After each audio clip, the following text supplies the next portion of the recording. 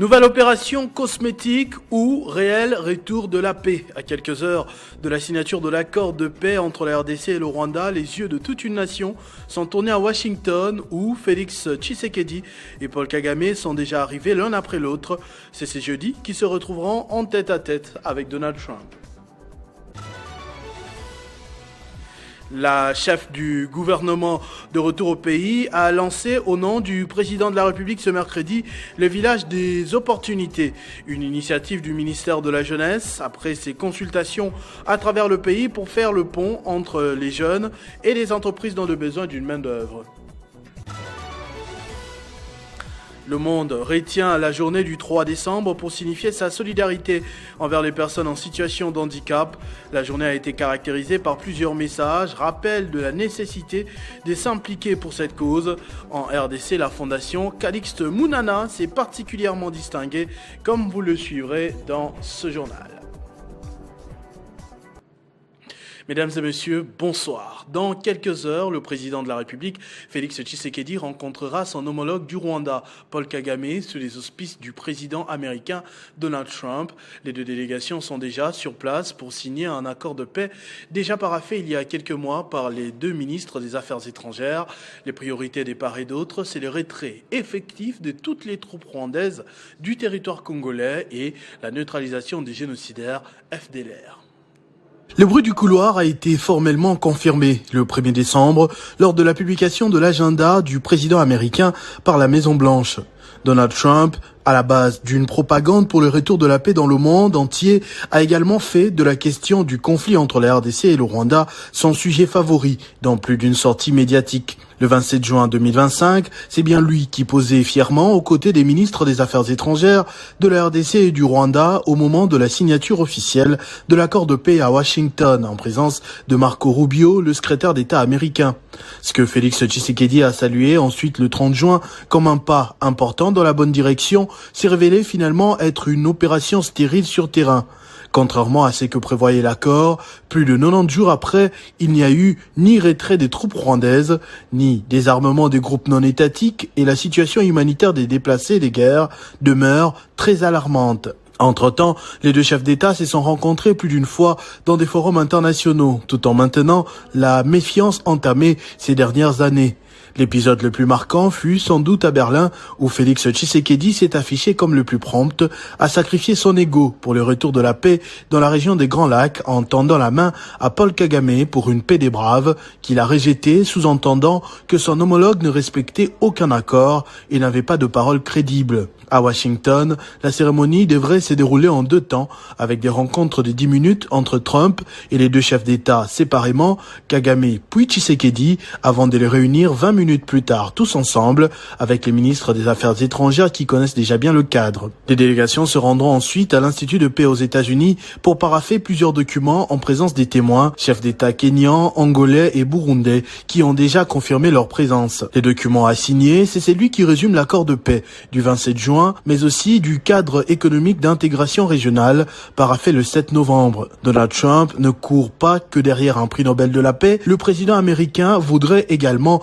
sécuriser la chaîne d'approvisionnement de son pays en minerais stratégiques dans la sous-région, misant à la fois sur les secteurs extractifs congolais et les infrastructures rwandaises de raffinage. Félix Tshisekedi n'est pas contre que les minerais de la RDC puissent servir à son développement, à la prospérité de son peuple et du monde, à la seule condition détourner définitivement la page du cycle interminable de violence qui endeuille la région depuis plus de 30 ans, comme il l'a de nouveau répété à la diaspora congolaise en Serbie avant de s'envoler pour Washington.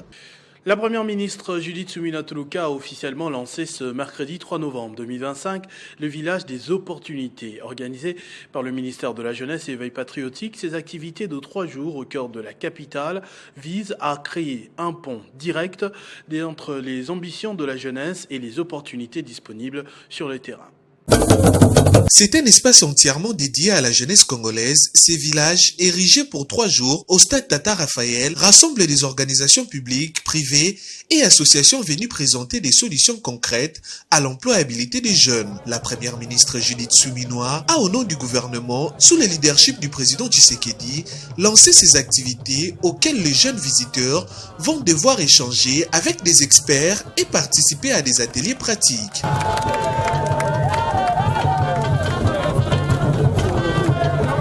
Cette initiative a pour ambition de répondre de manière immédiate, pragmatique et efficace aux aspirations et aux défis de la jeunesse de notre pays. Aujourd'hui, nous devons venir à un concept qui dépasse largement le cadre d'un simple stade. Le village des autorités s'invite comme un espace dynamique et concret où l'État, les secteurs publics et privés, ainsi que les partenaires économiques et financiers se rencontrent pour offrir des solutions tangibles, des opportunités réelles à notre jeunesse, dans un cadre d'échange direct, de partage d'idées, de conseils, de soutien, d'accompagnement. Une initiative du ministère de la Jeunesse et Éveil patriotique, la ministre Grace Amy Coutinho vise à connecter chaque jeune autour d'une opportunité concrète d'emploi du secteur public et privé, des financements et des dispositifs d'appui pour les entrepreneurs. Chers jeunes, ne sous-estimez pas votre valeur, votre créativité ni votre capacité à participer au développement de notre nation. Ce village des opportunités est pour vous un tremplin. Saisissez-le. Que vous soyez aspirant entrepreneur ou entrepreneur, porteur de projets, chercheur d'emploi, innovateur et autres, c'est le moment d'oser, de proposer et de bâtir. Ainsi, nous attendons de ce village les financements des projets des jeunes, l'emploi pour les jeunes, la formation professionnelle pour l'insertion des jeunes, les stages professionnels, et toutes autres opportunités en faveur de la jeunesse congolaise. Les différents stands visités sur place pour les start-up, les innovations et créativités entrepreneuriales afin de présenter, tester et valoriser les idées des jeunes. Sont également prévus pendant ces 3 jours des panels de formation pour apprendre, outiller les jeunes et les faire progresser, mais aussi les concours dénommés Pitch ton projet. Dans le cadre du suivi des projets du programme sino-congolais, la première ministre Judith Suminwa Tuluka, autorité des tutelles de l'agence de pilotage, de coordination et de suivi de conventions de collaboration signées entre la République démocratique du Congo et les partenaires privés APCSC, a effectué mardi une visite de travail à la direction générale de l'agence qui a permis de revoir et optimiser certains contrats, notamment avec des partenaires chinois, générant ainsi des gains substantiels pour l'État, des gains réinjectés dans le financement des projets de développement prioritaires pour le pays.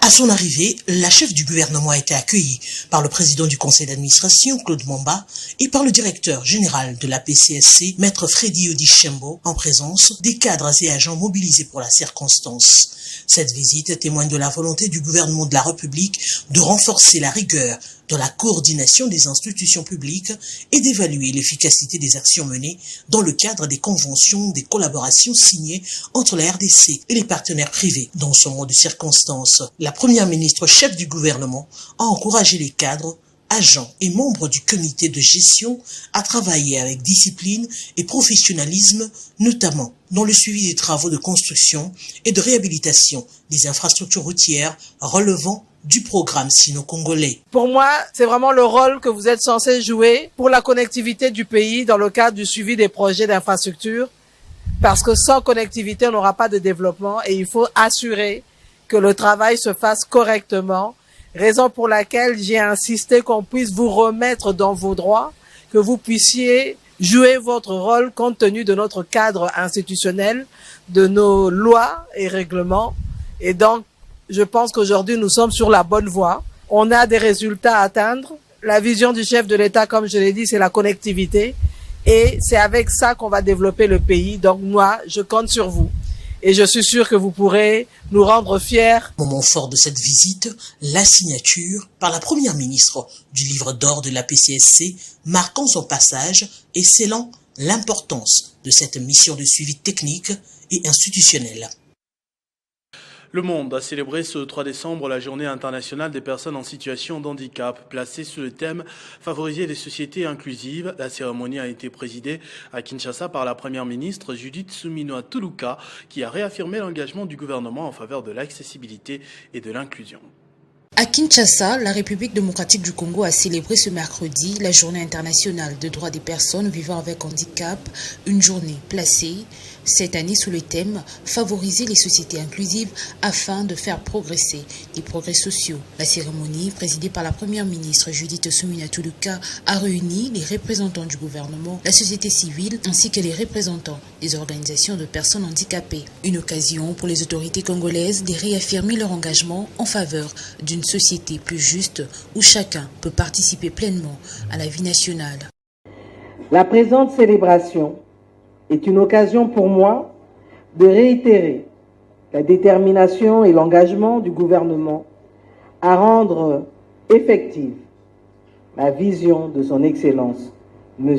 Félix-Antoine Tshisekedi Tshilombo, président de la République, chef de l'État, en matière de l'inclusion sociale des personnes vivant avec handicap dans notre pays. Pour sa part, la ministre déléguée en charge des personnes vivant avec handicap, Irène Issambo Diata, a insisté sur les besoins urgents de rendre accessibles les infrastructures publiques, les transports et les services essentiels. Je ne vais pas revenir sur les différentes réalisations. Vous avez compris qu'aujourd'hui, nous avons un cadre légal et réglementaire bien établi.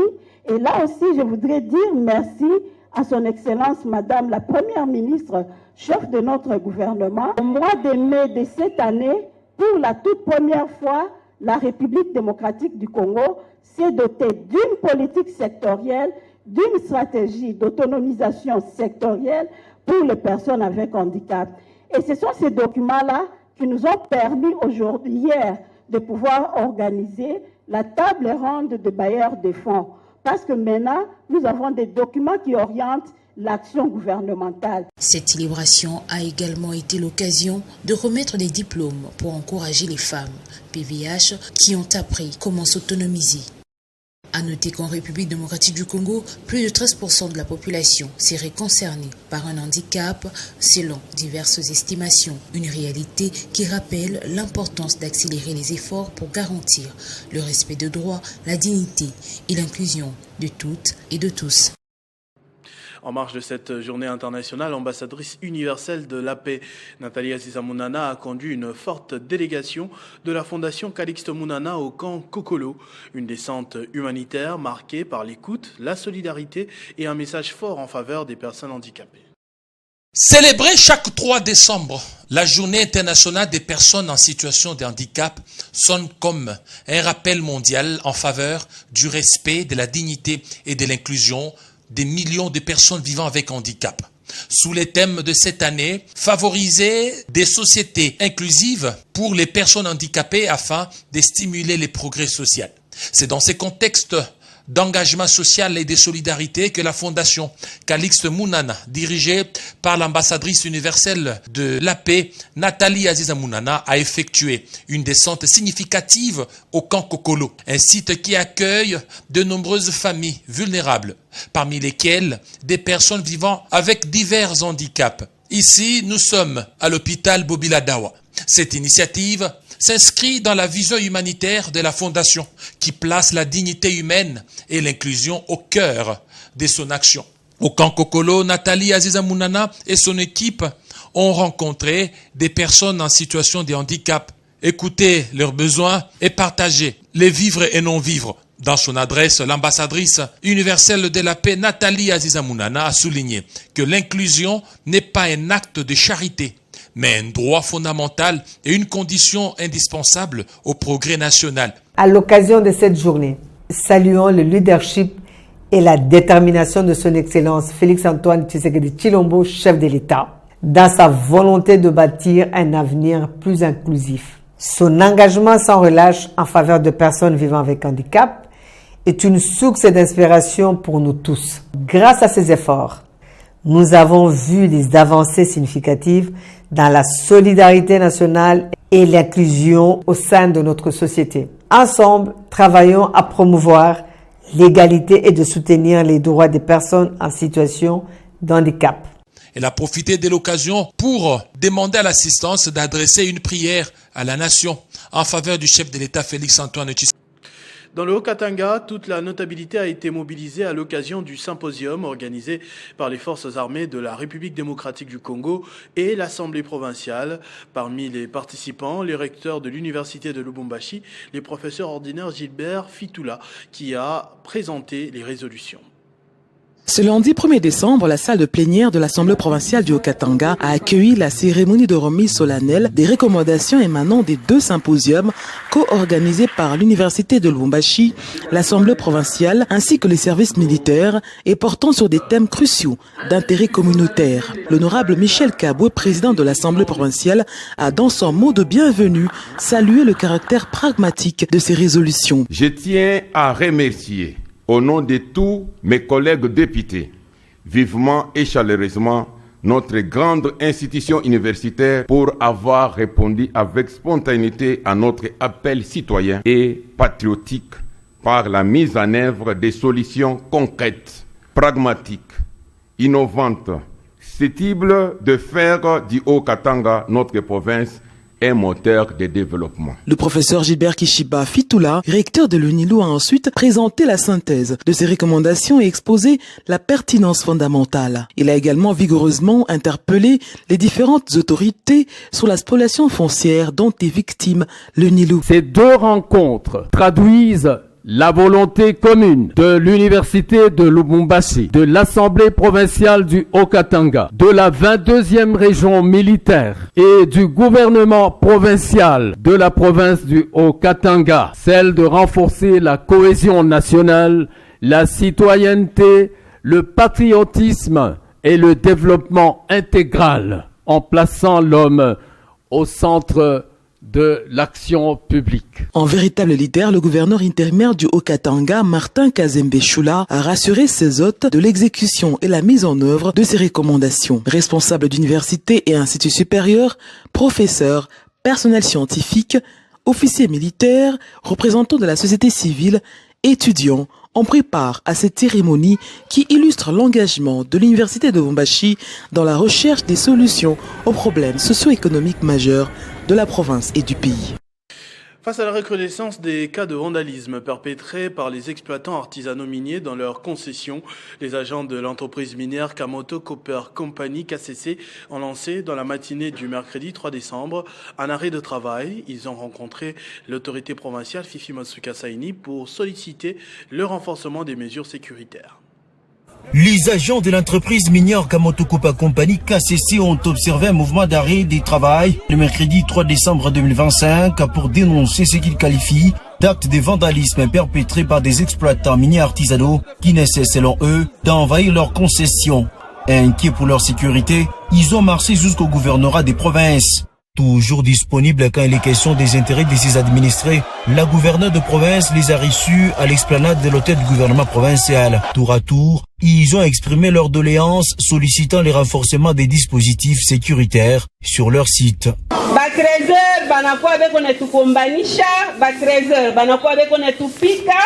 Qu'on nous sécurise un peu, donc sana mama.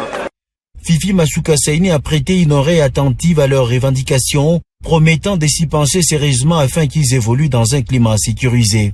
Dans une déclaration ferme, la chef de l'exécutif provincial a vigoureusement condamné tout dérapage qui met en péril non seulement la vie des travailleurs, mais aussi l'économie nationale.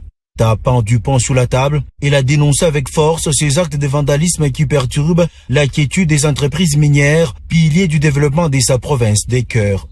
Mina shikia ma proposition est ôtée. Roeko na nyuma nju abale pote peko ba blessé. Sécurité nous, j'ai priorité yangu. La gouverneure Matsuka Saini a rassuré qu'elle mettra tout en œuvre pour mettre hors d'état de nuire les fauteurs de troubles grâce à une collaboration renforcée entre les services de sécurité et les autorités locales. Elle a également promis d'intensifier la protection des entreprises minières, partenaires essentiels du Lualaba, comme les recommande le président de la République Félix-Antoine Tshisekedi Tshilombo, qui prône un climat d'affaires stable, sécurisé et bénéfique tant pour les investisseurs que pour son peuple. Et à ce sujet, justement, les députés Edi Ilunga a déposé une motion d'information à l'Assemblée nationale sur l'incursion et l'agression des agents de KCC par les creuseurs artisanaux. KCC offre plus de 20 000 emplois directs et indirects au pays et cette situation n'est pas d'augure à favoriser le climat des affaires. Bon, de prime abord, je commence par remercier les artistes pour cette considération. Je pense nul n'ignore que nous sommes le représentant du peuple congolais. Ils sont venus avec des revendications avec leurs mémos. Et en les suivant, il y a de grandes lignes qui tiennent vraiment debout, où ils se sentent vraiment, ceux-là qui vivent dans des provinces, non seulement dans le Grand Katanga, dans des provinces en général, les artistes se sentent abandonnés au niveau du pouvoir central, même au niveau de Sokoda. Donc quand il s'agit de payer ou de primer des artistes, il y a seulement ceux-là qui vivent dans la capitale qui sont primés. Et ils ont estimé bien de vouloir porter ces revendications à nous qui sommes le représentant du peuple pour que nous puissions porter haut leur voix. Et je pense qu'avec le concours de nos collègues, nous allons y arriver parce que c'est la culture. Il y a un adage qui dit un peuple sans culture, c'est un peuple mort. Donc nous devons vraiment penser comment nous devons conserver notre culture et comment nous devons aussi sécuriser notre culture congolaise. Alors ici nous avons écrit et nous sommes passés par l'élu du peuple, l'honorable Edi. Et à travers lui, nous espérons que nos cris vont arriver à la hiérarchie. Bientôt, la centrale hydroélectrique de Kiloubi va subir les travaux de réhabilitation. C'est ce qui ressort de la rencontre entre le gouverneur Marmon Banzamouloumé et la délégation de l'entreprise MMR dans son office de travail. Ces derniers temps, la centrale de Kiloubi connaît des problèmes de coupure intempestive du courant de la SNEL, ce qui handicape plusieurs activités dans la ville de Kamina, chef-lieu du Haut-Lomami. Voilà la présence d'une délégation des investisseurs venue avec une ferme détermination, celle de réhabiliter cette centrale, souhait du gouverneur Banzamouloumé Marmon. Au sortir, la délégation a manifesté sa détermination d'accompagner la province. Nous avons reçu lundi l'invitation de la part de son Excellence, Monsieur le Gouverneur, pour la réhabilitation de la station hydroélectrique de Kiloubi. Nous sommes là accompagnés de deux techniciens. Nous allons faire une visite demain sur le site et faire une évaluation pour la réhabilitation de ces stations. Rappelons qu'il y a longtemps que cette délégation avait déjà dépêché une équipe d'experts à la centrale de Kiloubi pour faire un état des lieux de cette infrastructure qui joue un important rôle dans le développement du Haut-Lomami. La province du Haut-Lomami qui a accueilli le vice-président du parti FIDEC de Fifi Masuka, Roy Kaumba, est arrivé à Kamina pour une vaste mission d'itinérance et de restructuration de cette formation politique. Durant son séjour, il a été guidé par le ministre de la Jeunesse et de la Communication du gouvernement, Marmon Banzamouloumé.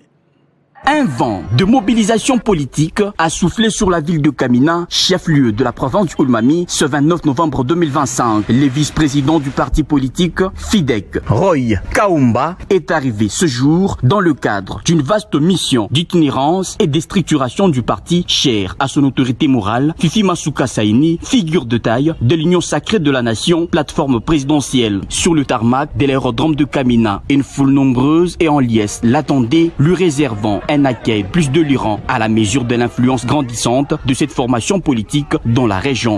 L'événement a été orchestré de main de maître par le camarade Stéphane Kanungé, ministre provincial de la Communication et de la Jeunesse et cadre du FIDEC. Dans un banc de foule, l'hôte de marque a délivré ses premières impressions, exprimant sa gratitude face à cette mobilisation exceptionnelle et rappelant les objectifs de sa mission. Renforcer le base du parti et galvaniser le troupe en vue d'une visite officielle de l'autorité numéro 1 du parti, Fifi Masuka Saini. En tout cas, Haut-Lomami nous a démontré que vous aimez Maman Fifi.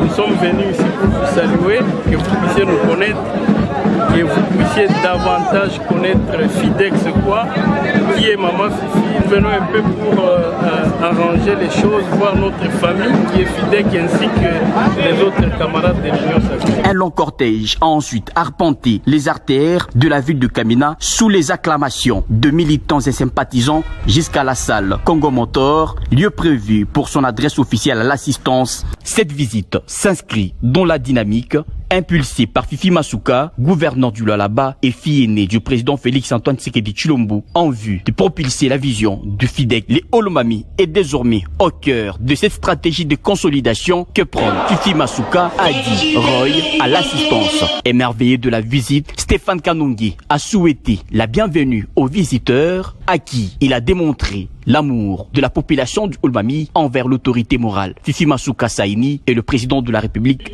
Félix-Antoine Tshisekedi Tshilombo. Cette cérémonie s'est clôturée avec un seul message: FIDEC reste dans la vision du chef de l'État Félix-Antoine Tshisekedi Tshilombo et accompagne l'autorité provinciale du Olomami dans la vision du développement et de la bonne gouvernance.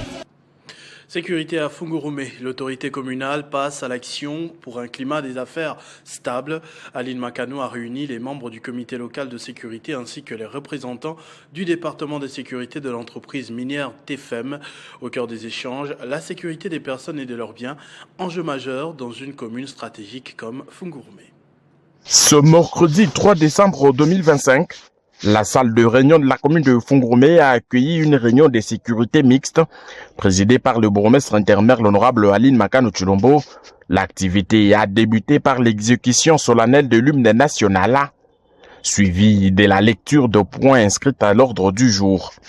Autour de l'autorité communale étaient réunis les membres du comité local de sécurité ainsi que de représentants du département de sécurité de l'entreprise minière Tenke Fungurume Mining TFM. Au cours des échanges, la sécurité des personnes et de leurs biens a un enjeu majeur dans une commune stratégique comme Fungurume. Dans son intervention, l'honorable Aline Makano a rappelé l'importance de s'aligner aux orientations de la gouverneure du Lualaba, l'excellence Marie-Thérèse Fifi Masuka Saini, qui insiste sur la vigilance sécuritaire comme socle du développement, une ligne droite dictée par le président de la République démocratique du Congo, Félix Tshisekedi Tshilombo, pour maintenir un climat d'affaires propice et protéger les investissements. La réunion s'est conclue sur un engagement collectif à renforcer les dispositifs de sécurité et à maintenir la collaboration étroite entre les autorités locales et les partenaires du secteur privé. Problématique de l'élimination du plomb dans les peintures fabriquées en République démocratique du Congo. La directrice générale adjointe de l'OCC, Christelle Mwabilou, a ouvert ce mercredi un atelier de sensibilisation à Lubumbashi. Détail dans ce reportage.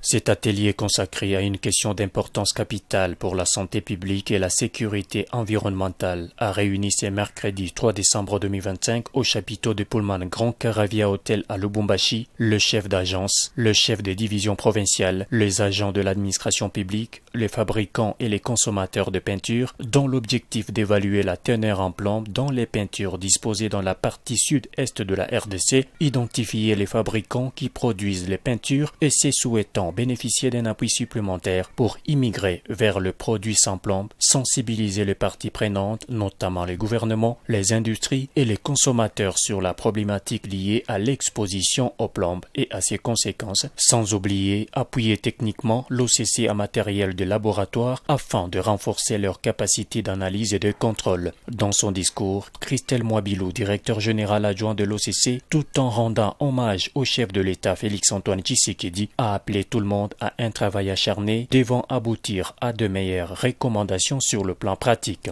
Bien avant, le directeur provincial de l'OCC, Paulin Kasereka, a dans son mot de bienvenue loué l'engagement du comité de gestion de l'OCC, dont les soucis est de relever les défis dans la mission régalienne de cet établissement public qui évalue la conformité de tierces et de parties. Au nom du gouverneur empêché, Lucien Loumano, ministre provincial de Mines et Environnement, a garanti à l'OCC l'accompagnement du gouvernement du Haut-Katanga pour la réussite totale de la campagne, étant donné que ça vaut de la santé de la population. Les panélistes, dont les docteurs Poroboïre et Kambou de l'ONG Lige du Bénin, partenaire potentiel de l'OCC, et ceux venus des ministères de la Santé, de l'Industrie et du Commerce extérieur en RDC, qui se sont succédés, ont démontré le méfait de peinture avec plomb sur la santé et ont proposé le changement de la formule, soit l'utilisation de la peinture sans plomb. Ils ont émis le vœu de s'unir autour d'un idéal pour un environnement sain et sans danger. Reprenant la parole, Christelle Mwabilou a exposé sur les commerces extérieurs un levier de la valorisation de produits sains dans l'espace mondial. Elle a invité le participant à saisir cette opportunité afin de poursuivre cet engagement et à faire de la RDC un exemple de transformation positive et de leadership industriel en Afrique. Une série de questions et réponses a mis un terme à ces assises d'un jour très bénéfique à en croire le participant. Prenons à présent le vernissage du livre Leadership inclusif, transformationnel et entrepreneurial. Steve Alembe Yangia a réuni ce 3 décembre à la salle CEPAS de Kinshasa, chercheurs, cadres, étudiants, acteurs sociaux autour d'une réflexion profonde sur les défis du leadership en Afrique francophone.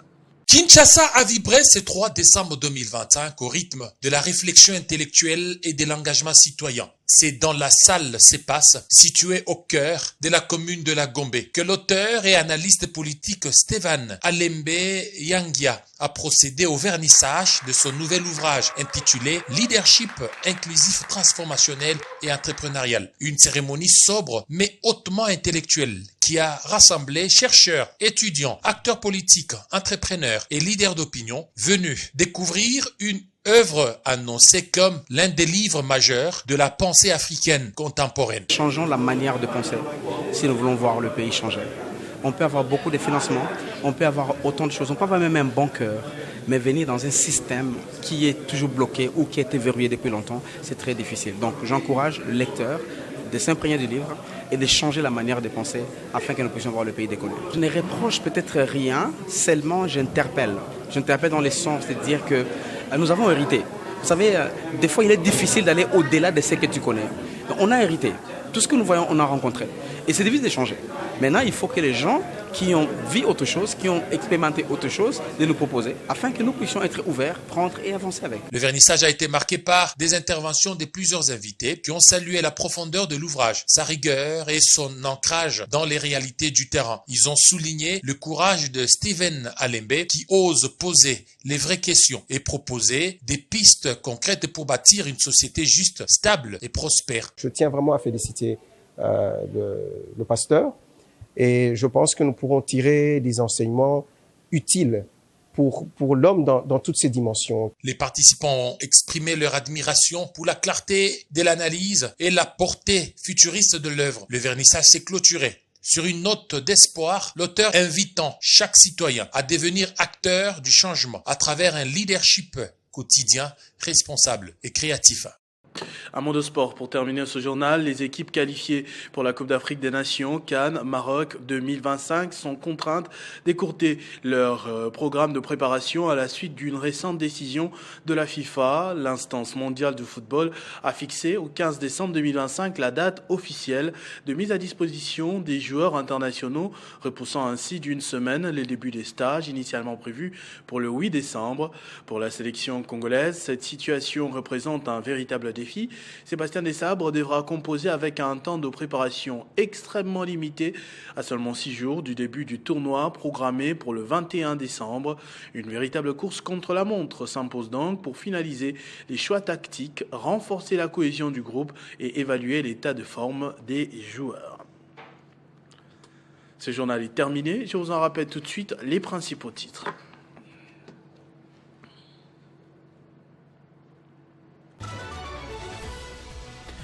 Nouvelle opération cosmétique ou réel retour de la paix. À quelques heures de la signature de l'accord de paix entre la RDC et le Rwanda, les yeux de toute une nation sont tournés à Washington où Félix Tshisekedi et Paul Kagame sont déjà arrivés l'un après l'autre. C'est ces jeudis qui se retrouveront en tête-à-tête avec Donald Trump. La chef du gouvernement de retour au pays a lancé au nom du président de la République ce mercredi le village des opportunités, une initiative du ministère de la Jeunesse, après ses consultations à travers le pays pour faire le pont entre les jeunes et les entreprises dans les besoins d'une main-d'œuvre.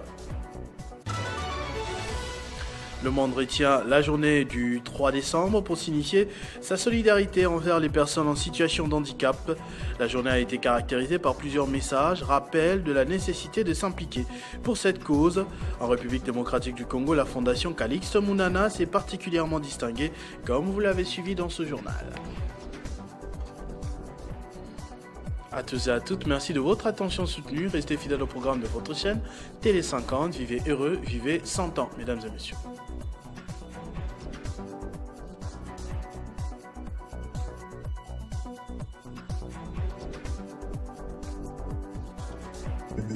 Retrouvez toute l'actualité en continu sur www.tele50.cd.